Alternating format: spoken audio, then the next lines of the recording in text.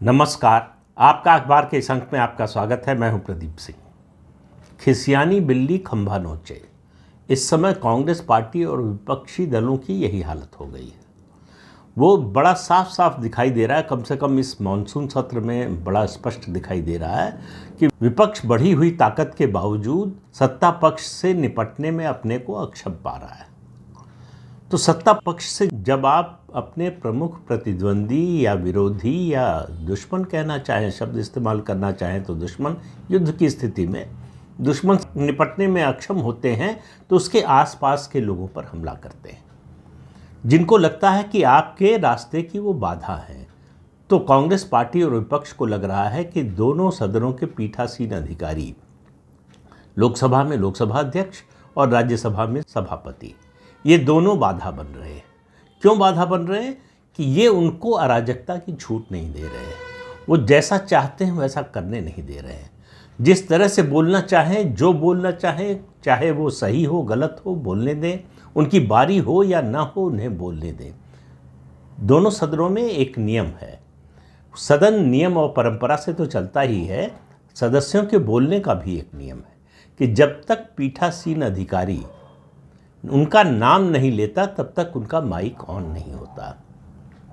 वरना अगर सब माइक हर समय ऑन रहें तो फिर तो कुछ सुनाई ही नहीं देगा, इतना शोर होगा।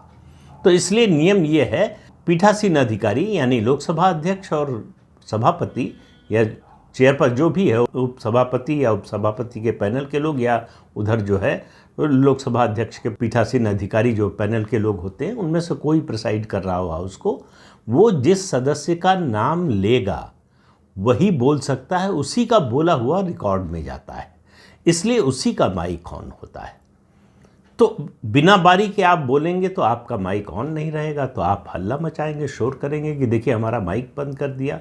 ये स्ट्रेटजी जो है वो पिछले लोकसभा से अपना रखी है। इसमें सबसे अग्रणी है राहुल गांधी। मेरा माइक बंद कर दिया गया। अरे भाई, आपकी बारी नहीं थी, आपको बोलने के लिए अगर लोकसभा अध्यक्ष ने कहा नहीं तो आप बोल क्यों रहे थे? आप अपने समय पर बोलें। जब आपको बोलने के लिए कहा गया उस समय आप बोल रहे हैं, माइक बंद हो जाए तो आपकी शिकायत बिल्कुल सही है। फिर तो जिसने बंद किया है, जो भी जिम्मेदार है, उस पर एक्शन होना चाहिए। लेकिन अगर ऐसा नहीं है, आप नियम का उल्लंघन करके आप चाहते हैं कि आपके लिए सारे नियम तोड़ दिए जाएं। यही हुआ राज्यसभा में। राज्यसभा में जया बच्चन को बड़ा ऐतराज़ है कि सभापति ने उनका पूरा नाम लिया, यानी जो उन्होंने इलेक्शन एफिडेविट में लिखा है, जया अमिताभ बच्चन। उनको लगा कि ये उनका अपमान है। और उसके बाद जब उनको कोई तथ्य नहीं मिला, सभापति ने स्पष्ट रूप से कह दिया कि भाई, जो नाम आपने चुनाव आयोग में लिखवाया है, जिस नाम पर आप चुनाव जीत कर आई हैं, जो नाम मेरे पास आया है, सभी सदस्यों का नाम उसी तरह से बुलाते हैं। तो एक दिन ऐसा भी हुआ कि उनके बाद जो है मनोहर लाल खट्टर के बोलने की बारी आई, उनका नाम लिया सभापति ने, तो फिर खड़ी हो गई जया बच्चन और कहा कि इनकी पत्नी का भी नाम लीजिए। भाई, अगर उनके नाम में नहीं है नाम किसी और का, उनकी पत्नी का, तो कैसे ले लेंगे? एक बात। लेकिन इसका जवाब दिया मनोहर लाल खट्टर ने। उन्होंने कहा इसके लिए तो दूसरा जन्म लेना पड़ेगा। अब उनको इतनी बेसिक जानकारी नहीं थी कि मनोहर लाल खट्टर अविवाहित हैं, तो उनकी पत्नी ही नहीं है तो उनकी पत्नी का नाम कहाँ से आएगा और ये परंपरा कहाँ से शुरू हो गई? भाई, नाम वो लिया जाता है सदन में जो आपके ऑफिशियल रिकॉर्ड में आपका नाम है। ये बड़ी सीधी सी बात है। लेकिन जया बच्चन को लगता है कि ना, ये मेरे साथ जो है अन्याय हो रहा है, तो उन्होंने हमला किया कि सभापति की टोन ठीक नहीं है। सभापति ने सुनने से मना कर दिया। सभापति ने कहा कि आप बहुत बड़ी स्टार होंगी, आप बहुत बड़ी जो है एक्टर होंगी, इससे मुझे कोई फ़र्क नहीं पड़ता, सदन नियमों से चलेगा। तो अब विपक्ष तैयारी कर रहा है सभापति के खिलाफ अविश्वास प्रस्ताव लाने की। क्योंकि सत्र समाप्त हो गया है, तो अब ये प्रस्ताव अगर आएगा तो ये शीतकालीन सत्र में ही आ सकता है। भारत के संसदीय इतिहास में ये पहला मौका होगा, अगर ये प्रस्ताव आता है, पहला मौका होगा जब राज्यसभा के सभापति के खिलाफ अविश्वास प्रस्ताव आएगा। राज्यसभा के सभापति सिर्फ सभापति नहीं होते, वो देश के उपराष्ट्रपति भी होते हैं। इसलिए ये प्रस्ताव लाना जो है, ये विपक्ष की हताशा का प्रतीक है। तो और विपक्ष को अच्छी तरह से मालूम है कि संख्या बल उसके पास नहीं है। संख्या बल नहीं है तो आप ये प्रस्ताव पास नहीं करा सकते। तो आप किस तरह की परंपरा डाल रहे हैं? रोज़ परंपरा की दुहाई देते हैं, जनतंत्र की दुहाई देते हैं। आपको मालूम है विपक्ष में इसीलिए है कि संख्या बल कम है। तो ये जानते हुए भी जैसे अविश्वास प्रस्ताव लाया जाता है या कोई और प्रस्ताव लाया जाता है, केवल अपनी बात लोगों तक पहुंचाने के लिए, एक संदेश देने के लिए। तो सवाल ये है कि इस अविश्वास प्रस्ताव के जरिए विपक्ष क्या संदेश देना चाहता है कि हमको नियमों के बंधन से मुक्त कर दिया जाए, हमारे लिए सदन में वो नियम न हो जो बाकी सदस्यों के लिए हो। अब मुश्किल ये है कि एक तरफ अविश्वास प्रस्ताव लाने की तैयारी हो रही है, दूसरी तरफ सितंबर में 12 राज्यसभा सीटों के लिए उपचुनाव होने वाले हैं। इन 12 सीटों में से 7 बीजेपी के पास थी, तो 7 उसका जीतना लगभग तय है, उसमें कोई मुश्किल नहीं है। 3 सीटों पर चुनाव होना है, 2 महाराष्ट्र की हैं, 1 हरियाणा की है। हरियाणा की सीट खाली हुई है, दीपेंद्र हुड्डा लोकसभा में चुनकर आ गए हैं। वहाँ बीजेपी की सरकार है, बहुमत है उसका, तो वो सीट बीजेपी के खाते में जाना तय है। तो कांग्रेस की 1 सीट कम होना तय है। 2 सीटें हैं महाराष्ट्र में। महाराष्ट्र में भी भारतीय जनता पार्टी के गठबंधन का बहुमत है, इसलिए दोनों सीटें जो है वो गठबंधन के जीतने की प्रबल संभावना है। ऐसे में उनमें से 1 सीट जो है, पीयूष गोयल राज्यसभा में थे और अब लोकसभा में चुनकर आ गए हैं, इसलिए खाली हुई है। उसके अलावा 2 सीटें असम में हैं। असम की भी दोनों सीटें भारतीय जनता पार्टी का जीतना उसमें तय है।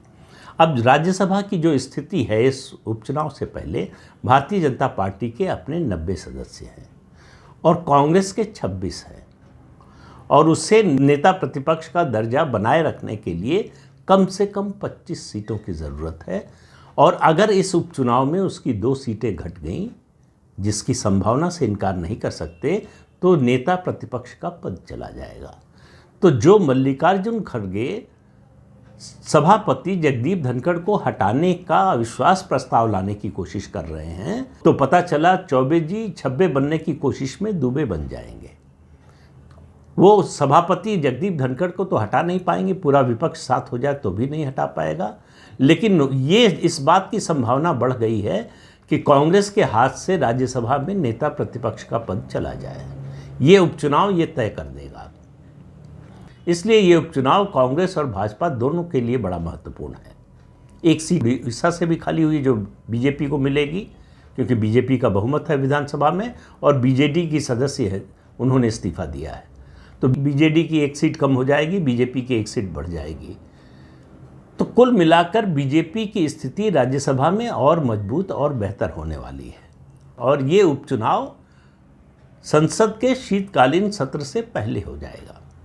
तो ये मान कर चलिए कि शीतकालीन सत्र में अगर ये प्रस्ताव आता भी है, तो एक तो जनता को किस तरह से फेस करेगी कांग्रेस पार्टी और सारे विपक्षी दल, कि भाई हमने आपको विपक्ष की भूमिका निभाने का जनादेश दिया है और आप जो है लड़ाई लड़ रहे हैं पीठासीन अधिकारियों से, एक सदन में लोकसभा अध्यक्ष से, दूसरे सदन में जो है उपसभापति से।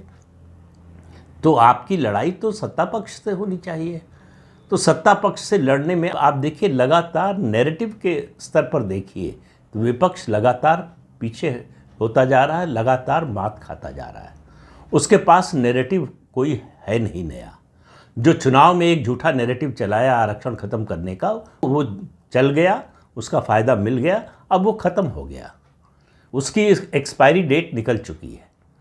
अब दूसरा मुद्दा जो भी बनाने की कोशिश करते हैं, सरकार बनने ही नहीं देती है। मैंने पिछले वीडियो में कहा था कि किस तरह से जो है वक्फ एक्ट के बारे में जो विधेयक आया है, उसके अलावा उत्तर प्रदेश विधानसभा में नजूल की ज़मीन पर जो विधेयक आया है, और सुप्रीम कोर्ट का जो जजमेंट आया है अभी SC/ST में क्रीमी लेयर बनाने का सुझाव है, वो फैसला नहीं है, बाइंडिंग नहीं है सरकार पर। वो सुप्रीम कोर्ट का सुझाव है, सरकार ने, प्रधानमंत्री ने मना कर दिया, कैबिनेट ने प्रस्ताव पास करके कह दिया है कि हम इसको नहीं मानेंगे। अब शीतकालीन सत्र में उस पर विधेयक भी आ जाएगा और वो पास हो जाएगा, कानून बन जाएगा। तो अभी हल्ला मचाने के लिए विपक्ष के पास सिर्फ एक बात है कि इसी सत्र में क्यों नहीं विधेयक लाए। तो ये इससे कोई बात बनने वाली नहीं है। जब प्रधानमंत्री ने आश्वासन दे दिया अपने SC ST MPs को, उसके बाद कैबिनेट ने प्रस्ताव पास कर दिया, सरकार ने अपनी मंशा जाहिर कर दी है और शीतकालीन सत्र में वो कानून भी बन जाएगा। तो विपक्ष के पास इस समय कोई नैरेटिव नहीं है, कोई विमर्श नहीं है जिससे वो सत्तारूढ़ पक्ष पर हमला कर सके। बांग्लादेश में जो कुछ हो रहा है, हिंदुओं के साथ जो अत्याचार हो रहा है, उनका जो नरसंहार हो रहा है, उनके घर जलाए जा रहे हैं, उस पर कांग्रेस पार्टी की ओर से, कांग्रेस पार्टी के नेताओं की ओर से एक शब्द नहीं निकला। तो हिंदुओं की कितनी चिंता है कांग्रेस पार्टी को, इससे आप अंदाज़ा लगा सकते हैं कि वो मोहम्मद यूनुस को बधाई तो दे सकते हैं, लेकिन उनसे ये नहीं कह सकते कि ये आपकी अब जिम्मेदारी है, जवाबदेही है कि आप बांग्लादेश में जो अल्पसंख्यक हैं हिंदू और उनके अलावा जो अल्पसंख्यक हैं बौद्ध और दूसरे मजहब के लोग, उनकी रक्षा करें। ये कहने में भी कांग्रेस को तकलीफ है, उसको लगता है कि उसका वोट बैंक नाराज़ तो नहीं हो जाएगा, इसलिए कांग्रेस पार्टी हिंदू का नाम ही नहीं ले रही है। बांग्लादेश के पूरे संदर्भ में कांग्रेस पार्टी की ओर से हिंदुओं पर अत्याचार का एक शब्द नहीं आया है। तो नैरेटिव वॉर में कांग्रेस पार्टी जो पिछले लोकसभा चुनाव और उससे काफ़ी पहले से लगातार आगे थी, भाजपा को मात दे रही थी, अब वो लगातार मात खा रही है और पूरा विपक्ष संसद में एकजुट होकर भी सत्तारूढ़ पक्ष के खिलाफ कोई विमर्श, कोई बड़ा मुद्दा खड़ा नहीं कर पा रहा है। तो सत्तारूढ़ पक्ष से मुकाबले में और जिस तरह का आक्रामक रुख जो है सत्तारूढ़ पक्ष ने अपनाया है, उससे विपक्ष पूरी तरह से हतप्रभ है। उसको लगा था बीजेपी की सीटें कम हो गई हैं, एनडीए की सीटें कम हो गई हैं, 303 से 240 और 353 से 292 हो गई हैं, तो अब ये डिफेंसिव होंगे। उसका उल्टा हो रहा है। विपक्ष को लगा था कि अब हम जो चाहेंगे वो सदन में करवा लेंगे, वैसा हो नहीं पा रहा है। उसने आजमाया प्रोटेम स्पीकर के मामले पर, डिप्टी स्पीकर के मामले पर, फिर स्पीकर के मामले पर, हर जगह मात खानी पड़ी। अब राज्यसभा के सभापति के खिलाफ ये प्रस्ताव लेकर अगर आते हैं, जिसकी तैयारी हो चुकी है, घोषणा भी कर चुके हैं, अगर आते हैं तो आप समझ लीजिए कि इस मुद्दे पर भी असफलता ही उनके हाथ लगने वाली है। तो ऐसे में विपक्ष लगातार पिट रहा है सत्तारूढ़ दल से, जबकि ऐसा होता नहीं। आमतौर पर विपक्ष जो है वो कम से कम सदन में या विमर्श के स्तर पर सत्तारूढ़ दल पर हावी होने की कोशिश करता है और कई बार हावी होता भी है और निकट भविष्य में हमने देखा कि ऐसा हुआ भी। लेकिन अब बाजी पूरी तरह से पलट चुकी है। तो सभापति को हटाने के चक्कर में मल्लिकार्जुन खड़गे का नेता प्रतिपक्ष का पद जा सकता है, वो बहुत बुरी तरह से खतरे में है और ये सच्चाई आपको अगले महीने सितंबर में स्पष्ट हो जाएगी, जब राज्यसभा की इन 12 सीटों के उपचुनाव के नतीजे आ जाएंगे। तो इस अंक में इतना ही। अगले अंक में फिर मिलेंगे किसी नए मुद्दे के साथ। तब तक के लिए अनुमति दीजिए। आपसे अनुरोध है कि ये चैनल देखिए, शेयर कीजिए, लाइक कीजिए और सब्सक्राइब जरूर कीजिए। नमस्कार।